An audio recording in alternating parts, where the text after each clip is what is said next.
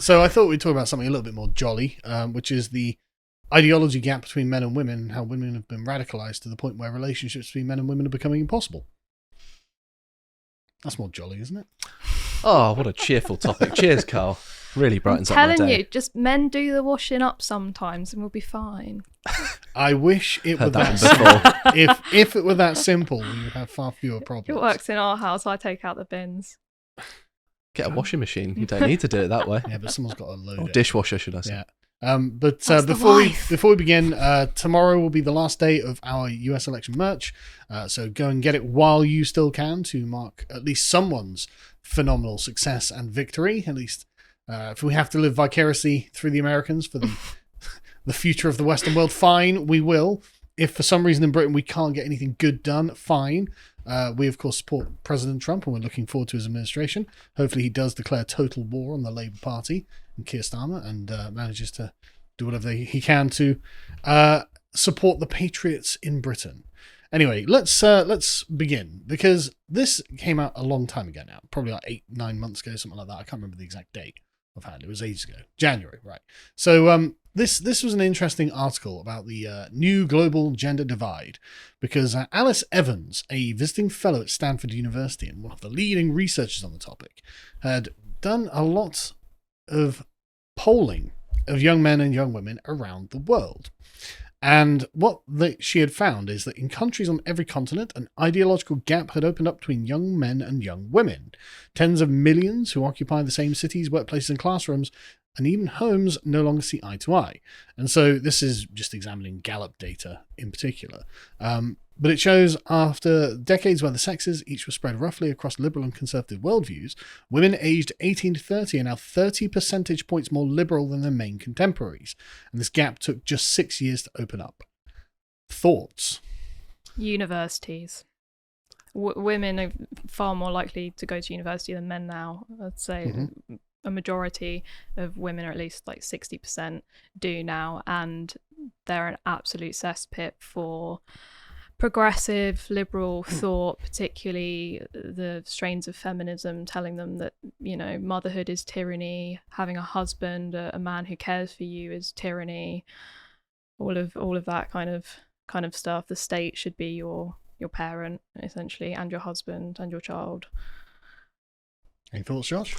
Quite a few. So I think the South Korea example is quite interesting. We'll put that to the side for the minute. Okay, I don't want to spoil that then. South Korea is a bit of an unusual I do case. agree that there is a feminism and perhaps liberalism element to it, because I think it's that thing that Peterson used to talk about quite a lot, whereby if you eliminate all sort of legal gender imbalances, then what you get is a maximization of difference.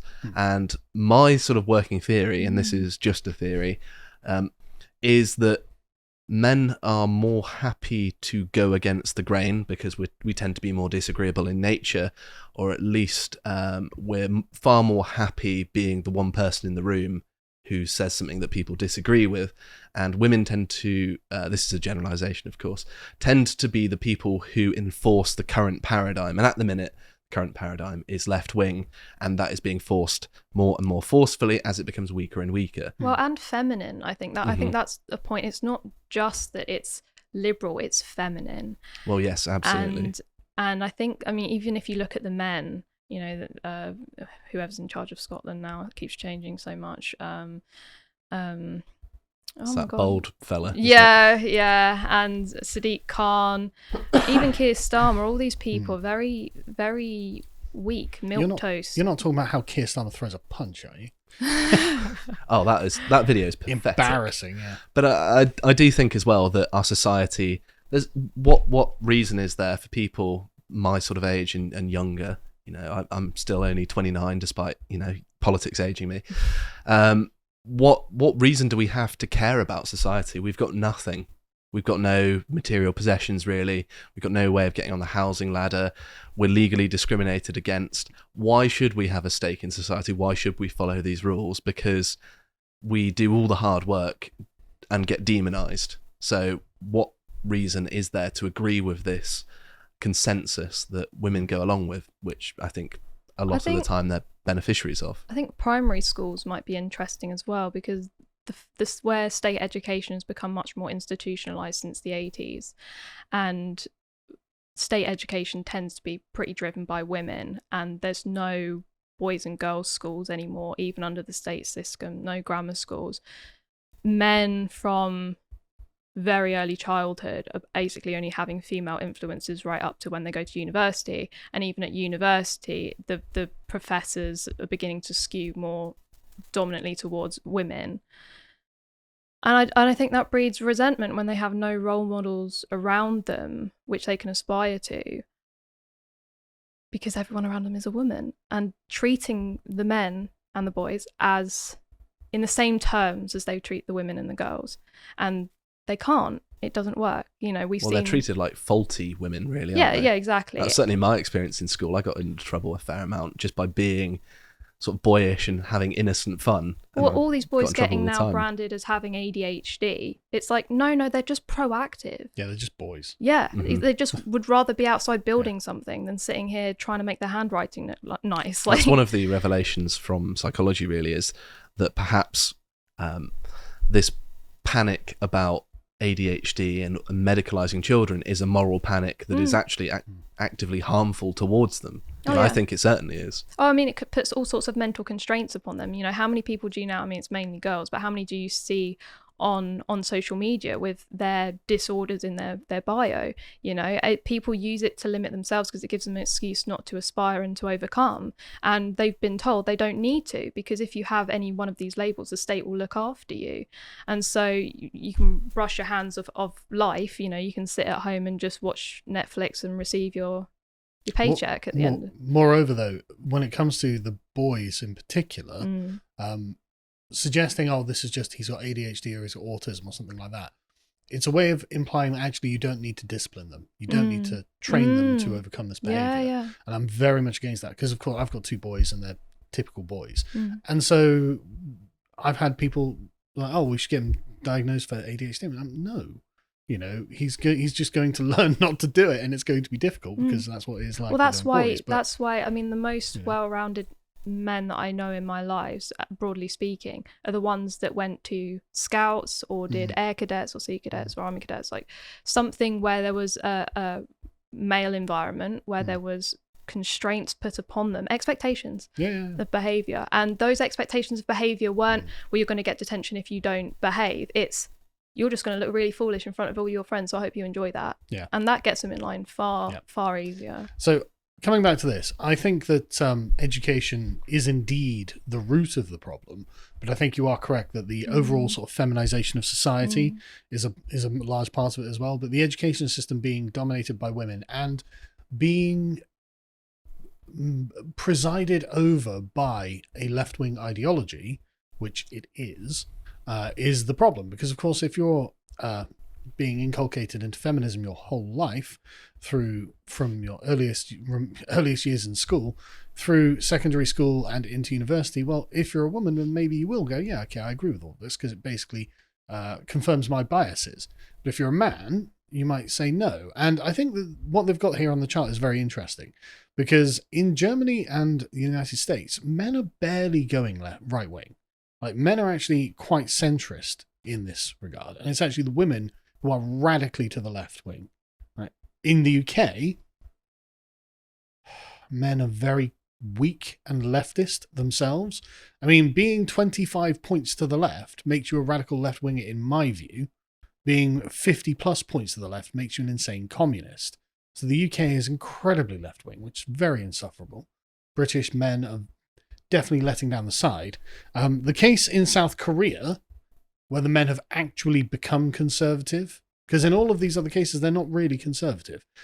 The South Korean case is a bit of a unique case, because the problems there seem to have gone a bit deeper. I know a little bit about it. Yeah, I've only scratched the surface, but it's insane. Like, there was some feminist conspiracy to some weird cult.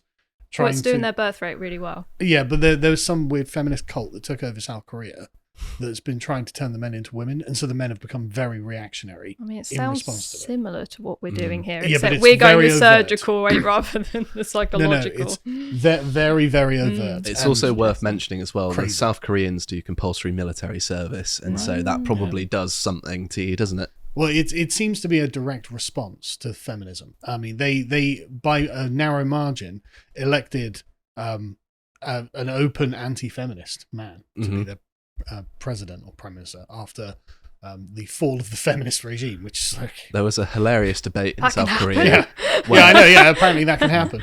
But there was this hilarious debate where all the men were being conscripted, and all of these feminists were talking about patriarchy, and they said, Yeah. well, if this is a patriarchy, come and join us us in the military. And they're like, oh, actually, no. And I think that they realised that when faced with forced conscription, actually feminist principles don't carry that far. Well, we saw that when the Ukraine war kicked off, didn't we? Suddenly all these women were housewives, mothers, rather than boss girls going out there. And So the Financial Times ascribes this, they think, to the Me Too movement. They think that Me Too is the main trigger of this. And I'm not sure I agree, because if you look at the time on their graphs, it's in the early 2010s where it just uniformly rockets straight upwards. And so I think this is when feminism became the dominant cultural paradigm of Western countries, what we call the international community. And I think that that's been reflected in these statistics. I think Me Too is downstream of that. This is a consequence of having a dominant feminist paradigm. But of course, I don't think that's the cause of it. And they say in particular, this was something that happened in South Korea, and I have to suggest that the problems in South Korea possibly run a little bit deeper than simply Me Too. And so they don't have anything else to try and pin this on. They only have Me Too. they don't want to. That's the point. It's a disturbing thing to do, isn't it? If you would say, well, I mean, maybe it's the entire approach about our civilization that's been kind of geared against men and for women, and maybe that isn't just, then everything has to change. The Financial Times is hardly a right-wing paper. And so they are worried about the quote-unquote radicalization of men, and to that I would say, well, where's the evidence of it? They're all watching the Lotus Eaters. Well, we're very centrist. We're not radicals. We're very much middle of the road, like men in the US and Germany who are voting for Trump and the AfD, and that's one of their concerns. In Germany, for instance, half of young men under 30 have shifted towards the far right AfD. Well, by whose standard is it far right? Well, by people who are 40% to the left. Don't really agree that that's far right, actually. I think that might actually be quite normal. Anyway, so we get attempts at explanations. And this is from the London School of Economics, which for some reason is a really left-wing place. It's in London. Yeah. That'd be it. Yeah. And so they took the example of Spain, where the same phenomenon is happening. Young men are not going to the right, women are going to the right, to the left even. Young men not going to the left, women are going to the left. And so they decided to do an amazing study of what do politicians who are left-wing do and what do politicians who are right-wing do. And they used mayors, in fact. And they found that mayors from the centre-right party were less likely than mayors to their left to introduce preschool or long-term care services. Well, there we go. That explains why women are going so radically to the left. No, I think there might be a little bit more to it than that, actually. I mean, that's such a pedantic thing. But that really is like where they've got here. And also, men just don't care about sending their children to preschool. I don't think so. No, but they are like, well, there are differences in gender-sensitive policies by party. And the centre-right mayors are, of course, less likely to have gender-sensitive policies. Gibbs, basically. The right is less likely to just have state Gibbs, and the left is more inclined to do so. And they're like, well, that's clearly the thing, changing women left-wing. So no, I don't think that's the grand sum of it. And so people were, the left was groping around going, okay, well, look, if it's not just the fact that, the politicians are giving women free stuff, surely it's TikTok. I don't think it is. I don't think actually social media is the thing responsible for this. Again, Well, I loads think of people- it's a downstream thing, isn't it? It's Very showing much. the symptoms rather than Yeah. actually being the cause. Very much. We all know that this is downstream from Gamergate. Let's Oh, be yeah, honest. absolutely. But the issue is that power, wealth, and status is being accrued by the left. And therefore, these things, as you say, are all downstream of that flow. And so when they say, well, I mean, look at the social media platforms, again, very much captured by left-wing ideology. But the thing is, a lot of social media platforms didn't begin captured by left-wing ideology. Twitter, back in 2009, described itself as the free speech wing of the free speech party, as in the Democrats, who are supposed to be pro-free speech. Mark Zuckerberg is basically a libertarian and started Facebook just to be able to perv on women. He didn't. I reject that. What? It doesn't. That's not not part of saying the that- non-aggression principle. I'm not sir. saying that's he did that because he's a libertarian. No. He did that because he's a man. There'll be plenty of people filling in the gaps Yeah, there. maybe. At least there's adult women. I mean, calm down. But It's not blue sky. That's making it Yeah. worse. But the point is, he's not like a doctrinaire leftist who is like, right, I'm going to left wing everything. Mhm. These are people who are captured by a kind of cultural movement, and so they've decided that it must be, of course, social media. And there we go. Here's the arch villain on the left, one Mr. Tate, who I believe was recently exonerated from the accusations against him as well, which is interesting. But anyway, the point being, they are very afraid of people like Andrew Tate and Nigel Farage, as they see them embodying a kind of masculine revolution against the feminist orthodoxy. I've got to say, Nigel Farage is looking very different than I remember him. Well, that isn't Nigel Farage, but they do. No, got the wrong one. There we go. They do point him out. Oh, there he That's is. The article. Damn. Yeah. So, but the point they're making is in this is they are worried about the insurgent right wing men, quote unquote. But they do interview a few people who give their thoughts, and one woman says her younger brother is an Andrew Tate fan. And what's interesting about this is it's become a kind of symbol of revolution against the feminist order. No, I like Andrew Tate, actually. To hell with you. I like Nigel Farage. To hell with you. I like Donald Trump. To hell with you. And this is being... this is one of the reasons why people like Andrew Tate have been so roundly deplatformed, demonetized and kicked out of polite society and investigated by the state. She said that she was dismayed by her brother's approval of Tate, but had some sympathy for those who are attracted to online spaces where his views are espoused. There has been a hyper-focus on correcting inequalities of the past, she said. I like the way this just kind of... Well, it just happened that there was a hyper-focus on correcting inequalities of the past. It's amazing how this just appears out of the Yeah, ether, it just isn't it? happened. Whenever the left talks about things that the right does, it's like it sort of emerges out of the ground. They Yeah. have no notion that it The could... far right have sprung up for some reason. Yeah, and she says, but I think on net that's probably a good thing. So she benefits from the feminist order.